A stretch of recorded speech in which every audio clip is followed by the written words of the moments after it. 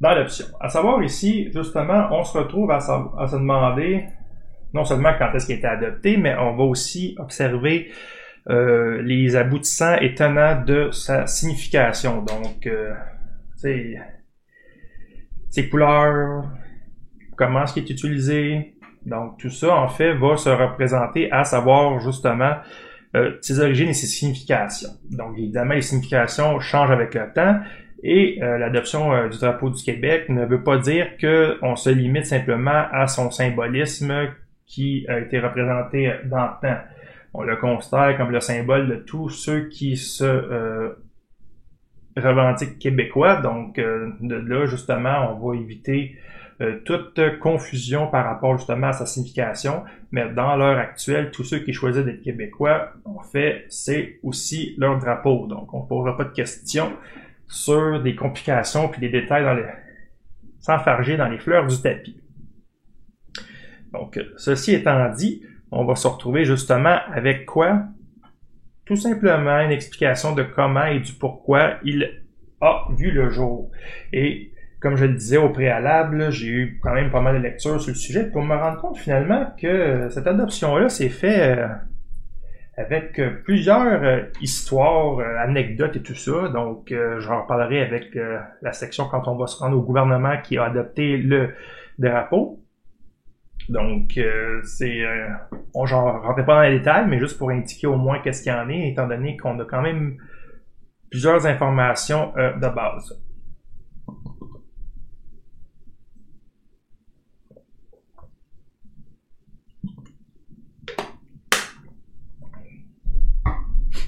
Donc,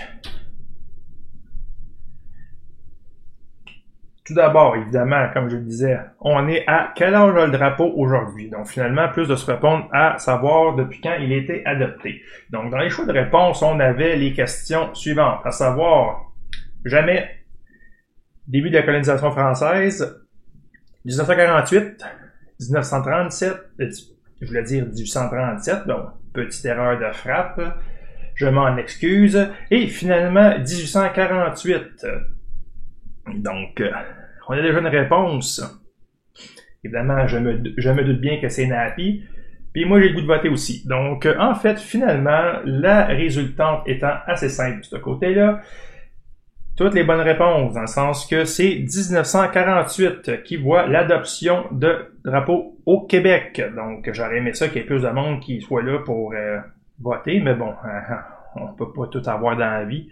Puis dans ce cas-là, je peux clairement pas avoir plus de personnes. Mais bon, donc, comme dit l'expression, vaut mieux un rire qu'en pleurer. Donc, on va poursuivre ça pareil. On se démotive pas pour autant. Exactement. Donc, on va pouvoir justement poursuivre ça. J'ai l'impression que s'il n'y a pas de nouvelles personnes, Nappy, je suis navré, mais je pense que ça va y avoir des répétitions sur l'histoire du drapeau du Québec. Donc, à savoir ici. Donc, évidemment, qui est l'adopteur en termes de gouvernement? On se retrouve justement avec Maurice Duplessis, l'Union nationale. Donc, pour l'histoire, qu'est-ce que j'en ai lu? Maurice Duplessis, en fait, n'était pas nécessairement d'accord avec le drapeau dans la forme qu'on le connaît. Donc, il s'est retrouvé finalement à vouloir faire des négociations, à vouloir y mettre d'y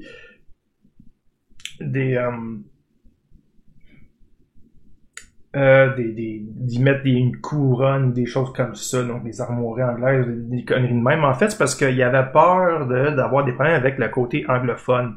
Donc, on va se rappeler que Maurice Duplessis, c'est un premier ministre, puis, absolument, les gouvernements en place essayent de le rester aux prochaines élections. Donc, Duplessis s'inquiétait un peu de ça. Il a même été jusqu'à discuter avec un député de Westmount, je ne sais pas trop quoi. Mais, plus tard, il s'est rendu compte que finalement, les gens étaient beaucoup plus d'accord, surtout au niveau francophone, de l'adoption du dit drapeau pour justement faire « Ah, finalement, ma promesse pour toi, mon petit pit, tu peux oublier ça, j'ai d'autres choses à faire, ça va pas me rapporter plus que qu'est-ce que j'aurais perdu. » Alors qu'il y en a d'autres qui vont complètement s'en foutre. Donc, en 1848, d'ailleurs, en janvier 1848, ouais, c'est ça, je suis en train de me tromper dans mes mois, mais ça, c'est le début de l'année. En tout cas. On verra plus tard, là, mais c'est ça. Donc, début 1848, ça c'est certain. On se retrouve justement à avoir un drapeau pour le Québec. Donc, avec ses significations propres et son approche. Donc, on va être capable justement d'aller vérifier ça plus en détail. Il y a beaucoup de choses à voir. Donc, on se retrouve en fait à avoir une version qu'on a dit héraldique. Donc, qu'est-ce que c'est la discipline de l'héraldie ou héraldique? C'est en fait de se retrouver selon les blasons. Donc, toutes les armoiries, tout ça, c'est ça que ça veut dire. Donc, sa version héraldique, elle dit d'azur à la croix d'argent cantonnée de 4 fleurs de lys du même. Donc, ça, on l'a vu. Comment est-ce qu'il est fait? On va pouvoir rentrer un peu plus dans le symbolisme. Et là, le symbolisme évolue. Il y a un symbolisme de départ, mais un symbolisme qui va évoluer. Donc, on va voir qu'il y a quand même beaucoup de choses qu'on est capable d'observer. Donc, à savoir, l'azur veut dire bleu. Donc, on va se transformer ici. Moi, je me déplace aujourd'hui. Donc, on se retrouve à avoir le bleu qui est azur et l'argent qui est en fait le blanc. Donc, on se rappelle, on a vu que deux couleurs, le bleu et le blanc. Donc, ça, c'est ça symbolique au niveau des blasons. Et la croix va envoyer en fait au christianisme, mais le drapeau blanc, en fait, la couleur blanche va aussi amener blanc et or avec la croix au royaume de France. Donc, il ne faut pas oublier quand même que la colonisation est française, là. Comme je le dis, c'est une colonisation française avant l'annexion par la force. Donc, à savoir ici, il y a déjà des symboliques où est-ce qu'on voit que le blanc va quand même avoir une grande importance au niveau de l'historique du drapeau. Donc, là, ici, je sais pas pourquoi ça a bugué un petit peu, là. Donc, je vais faire une flèche, mais ça a sorti vraiment étrange. Le bleu va signifier à la base la Vierge Marie, mais on va voir en fait le couleur devenir de plus en plus foncé par la suite. Donc, on va voir justement l'évolution du drapeau parce que cette adoption-là, en fait, il y a une anecdote aussi que quand il a été adopté, c'était pas la version finale qui a été adoptée. Puis plus tard, il va durer, je crois, à peu près un mois maximum, puis après ça, il va avoir la bonne version. Donc, ça a été fait un petit peu rapidement, parce que Maurice Duplessis, Monique, quand il a fini par se brancher, puis il prendre une décision, ben, il a dit, ben, je le veux pour tant de temps, puis c'est comme, ouais, mais c'est bientôt. En tout cas, c'était très bientôt, c'était genre quelques jours après, là. Donc, bref. Il y avait aussi des drapeaux en forme de croix. On va souvent en voir ça du côté, en fait, pas mal dans l'Occident, dans ces années-là, dans ces siècles-là. Et en France, en fait, ça va être des symboles militaires. Donc, du 13e au 14e siècle, on va voir justement un drapeau en croix principalement qui est par la période du bas Moyen-Âge, et même celui de la marine, donc au 16e siècle, qui vont faire l'approche justement de ce type de drapeau. Donc, on se rappelle effectivement les croisades aussi, donc des drapeaux qui sont très nombreux à cette époque pour justement cette observation de y mettre une croix quelque part. Donc, c'est souvent ça qui va être observé. Donc, il ne faut pas être surpris que dans le bas Moyen-Âge, on voit souvent ça.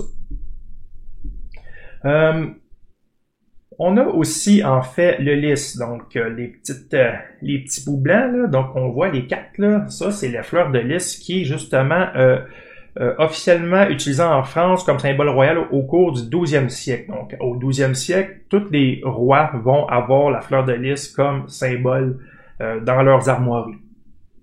Mais ça a été observé beaucoup plus tôt que ça. Donc, on peut ramener même cette utilisation à Clovis. Donc, la réflexion, peut-être l'histoire a été qu'il l'aurait peut-être emprunté aux Lombards, c'est une possibilité. Mais dans tous les cas, c'est que Clovis, en termes de roi de France, est le premier à s'en être servi. Mais d'autres l'ont fait aussi. Donc, comme exemple, Pépin le Bref et son fils Charlemagne. Donc, c'est vraiment, en fait, pas un symbole qui sort des nues. Ça fait quand même très longtemps en France qu'il est utilisé. Puis, on voit qu'il va être officiel au 12e siècle, donc dans les années 1100. À savoir, justement, ici, que ça va, à ce moment-là, cimenter son importance au niveau de symbole royal.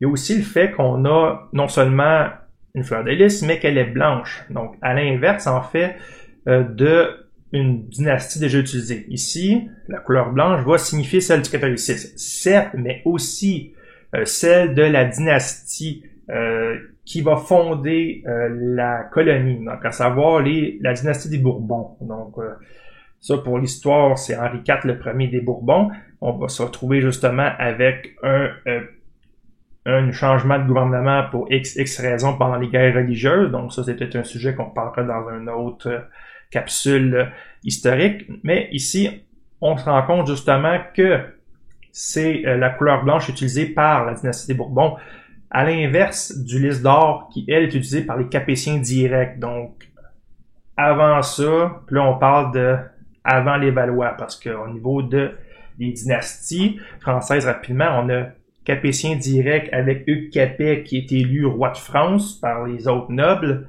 Et après ça, on va avoir sa branche cadette, les Valois, qui vont prendre la place parce qu'il n'y aura plus de Capétien direct. Et après, quand il n'y aura plus de Valois parce qu'ils vont être tous tués assassinés pendant les guerres de religion, ou du moins les derniers, on va se retrouver avec la branche cadette des Valois qui est les Bourbons, donc avec Henri IV. Mais c'est justement à ce moment-là que les Bourbons vont installer la colonie, parce que François Ier va appeler Jacques Cartier à faire le premier voyage en 1534. Donc, on se retrouve justement à avoir l'installation de la colonie à ce moment-là. Donc, elle va se développer plus tard. Louis XIV va la prendre vraiment sous son aile par après, mais ça reste des Bourbons. Donc, vraiment, on se rend compte que la dynastie Bourbon est celle qui fonde la colonie. Donc, en résumé. C'est pour ça que la fleur de lys est blanche. Mais, justement, je voulais montrer un exemple ici de ce qu'on retrouve comme exemple drapeau qui pouvait voler.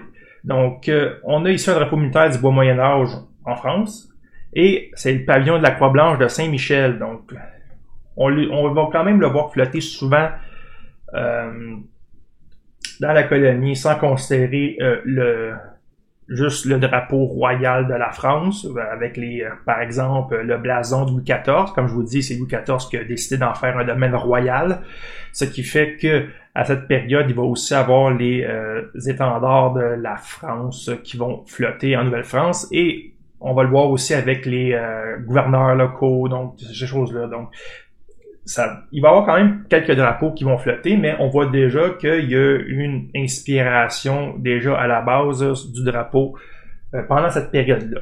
Donc, évidemment, ça va terminer quand?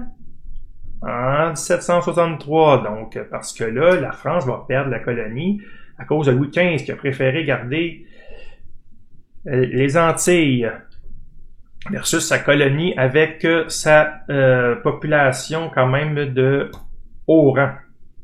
On va prendre un certain temps avant de voir en fait un nouveau drapeau voir le jour, du moins dans la partie québécoise, si on veut, des colonies anglaises.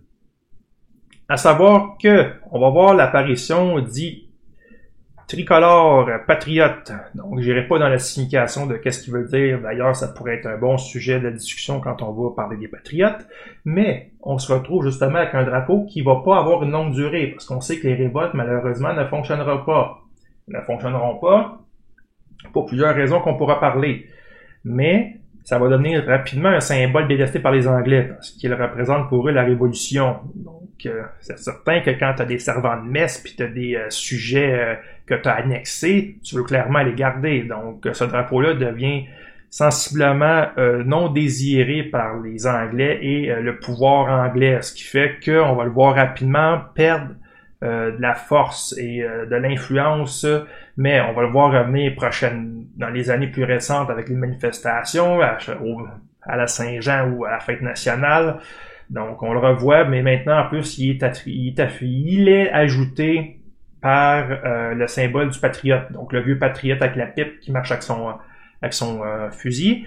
Ça aussi on va le voir apparaître. Ça reste un autre cas. C'est juste qu'on l'a revu réapparaître dans les dernières années, à peu près les 30 dernières années, je pense, sans trop m'avancer puis me tromper, là.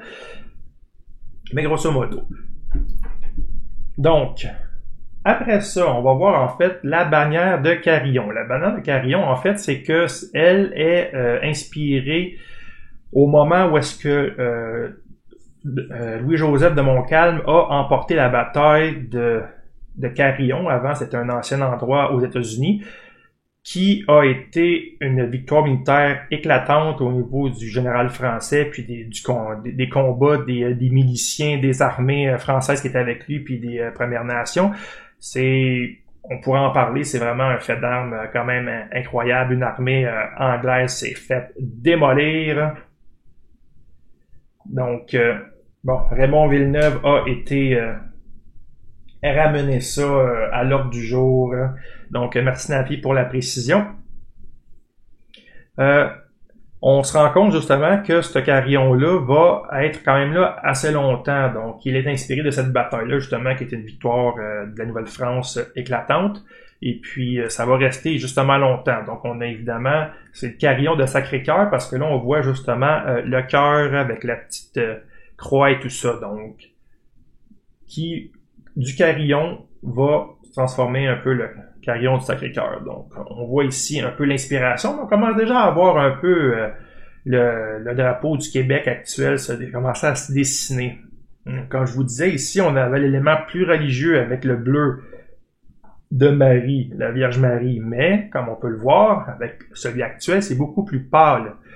Et l'orientation des fleurs de lys, je pourrais en parler au moment où est-ce que justement on va se retrouver avec l'adoption du drapeau en 48.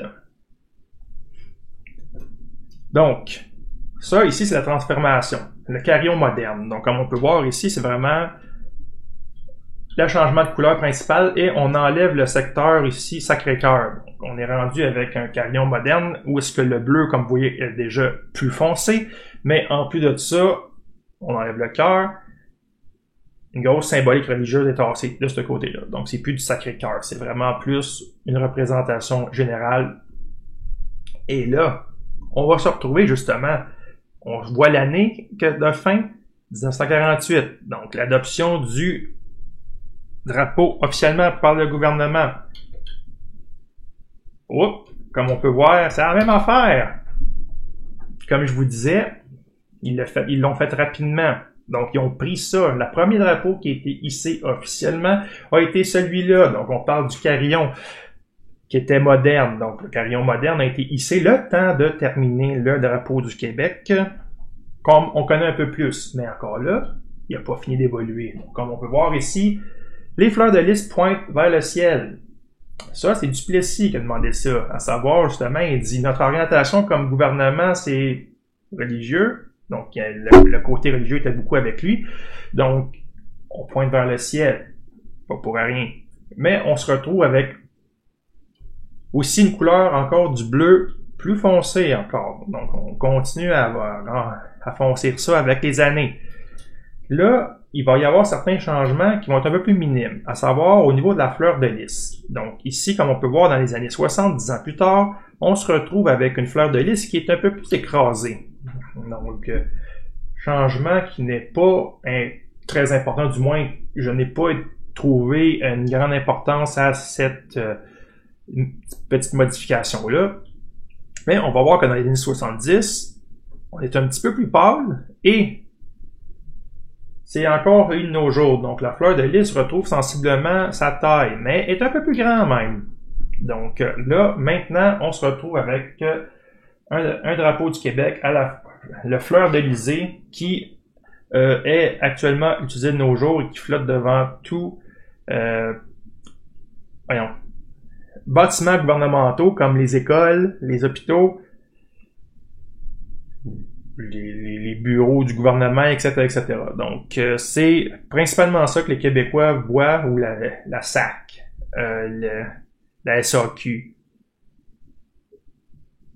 Hydro-Québec et j'en passe. Donc, c'est là où est-ce que, justement, il y a une représentation où est-ce que c'est le gouvernement du Québec qui paie ces institutions-là. Donc, à savoir ici, justement, que j'ai quand même trouvé quelque chose d'intéressant, à savoir comment est-ce que le levée du drapeau devrait se faire. Il semblerait que ce soit fait avec un geste vif et rapide, mais que la descente, elle, est lente, tranquille, et qu'il faut respecter 1 minute de silence. Le salut officiel serait Drapeau du Québec, salut. À toi mon respect, ma fidélité, ma fierté. Vive le Québec, vive son drapeau. Il y a même une version plus nationaliste qui a été approchée avec Raoul Duguay, puis un autre que j'ai oublié son nom. Je m'en excuse si tout d'un coup tombais à regarder ça, je m'en suis vraiment désolé. Je vais même compléter cette erreur tout de suite, si je peux la trouver.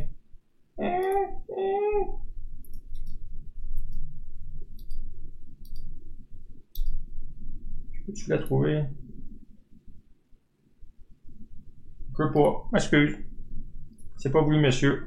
Donc, Drapeau du Québec, je te salue. À toi, mon respect, ma fidélité. Vive le Québec, vive son drapeau, vive mon pays et son fleur d'Élysée. Vive mon pays et son fleur d'Élysée. Donc, à savoir justement ici que c'est plus nationaliste et c'est beaucoup plus revendicateur. Donc, et ça, faut quand même considérer ça d'une version importante. Ouais, c'est ça, tu l'as. Exactement. Un autre point, un autre morceau de robot pour toi, Nappy. Toujours aussi solide.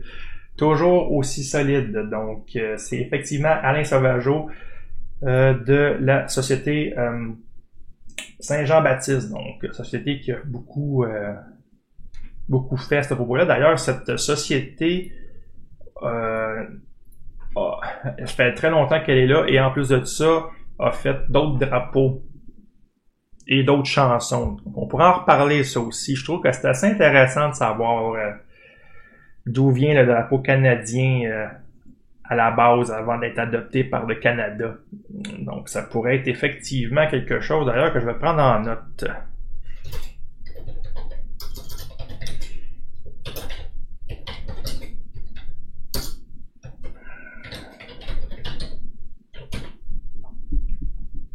Oui!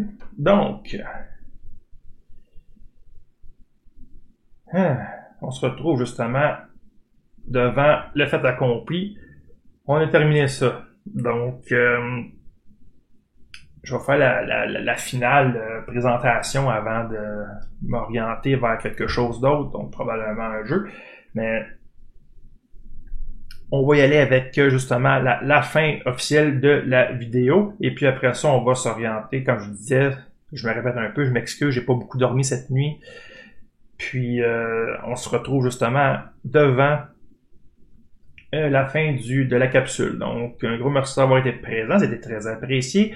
Si vous êtes sur Twitch et vous avez apprécié et que vous aimez ou que vous avez un compte Twitch et vous voudriez participer en direct pour la discussion et tout, parce que c'est toujours bien quand on a la rétrospection du public, des personnes qui sont présentes. D'ailleurs, Naposio faut rajouter beaucoup d'informations intéressantes et pertinentes. Donc, c'est ce type de discussion-là puis d'échange que on peut aller chercher ici. Donc, je vous encourage à suivre la chaîne sur Twitch. Pour ce qui est de YouTube, vous pouvez toujours vous abonner. Donc, pour être certain d'avoir les vidéos au fur et à mesure. Comme je vous dis, si vous avez un Twitch, n'oubliez pas d'essayer de passer le samedi ou le dimanche, tout dépendant de la diffusion que je pourrais faire, parce que dernièrement, être papa, ça fait partie du fait que tu vas des fois te faire demander des choses que tu n'avais pas planifiées dans ton horaire.